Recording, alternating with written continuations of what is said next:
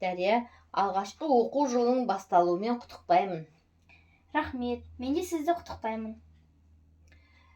Міне оқу жылы басталып жатыр. Қазақ тілінен қандай тақырыпты бөлімде өтіп жатсыңдар сендер? Біз қазақ тілінен Қазақстанның көрікті жерлері деген бөлімде өтіп жатырмыз. Жақсы. Қазақта мынандай сөз бар. Туған тіл қыдырың, туған жер тұғырың деген. Осы сөздің мағынасын қалай түсінесің?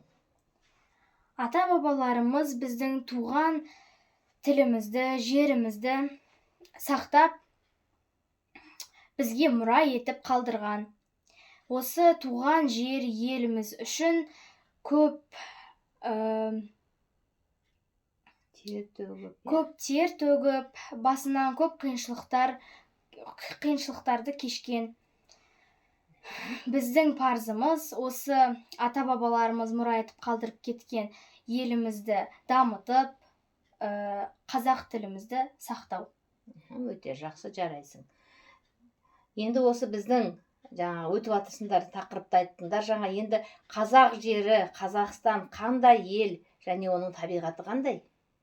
Біздің Қазақстан көп ұлтты, дамыған, тәуелсіз ел. Біздің Қазақстанның табиғаты кең байтақ, әсем, көрікті. Біздің Қазақстанда биік-биік таулар, өзендер, көлдер өте көп. Жақсы, жаңа көрікті жерлер деп айтып кеттің. Ендеше осы Қазақстанда қандай көрікті жерлерді білесің? Біздің Қазақстанда көрікті жерлер өте көп. Мысалы, Көлсай, Бурабай, Түркістан, Көкшетау, Түркістанның кесенелері және тағы да басқа Қазақстанның көрікті жерлері өте көп. Өте жақсы. Қазақстанның көптеген көрікті жерлерін айтып шықтың, көптеген көрікті жерлерді біледі екенсіңдер. Енді осы оқу жылында сәттілік тілеймін. Білімдерің молайып, өзіміздің тілімізді, ана тілімізді көркейтетін, елін қорғап өркендететін Қазақстанның жақсы азаматшасы болып, өзіңнің армандарыңа қол жеткізе бер. Соған тілектеспін. Көп рахмет. Сізге де рахмет.